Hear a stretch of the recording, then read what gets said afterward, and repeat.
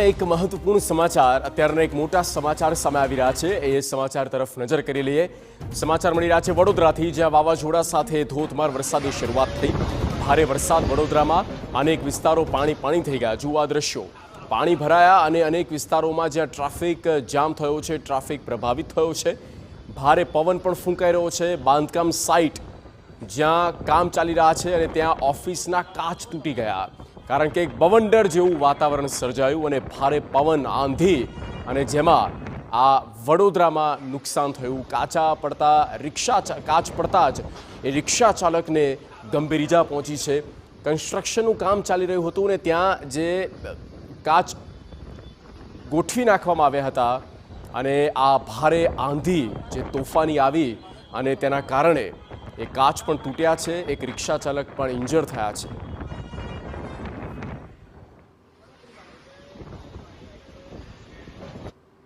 તો આ તરફ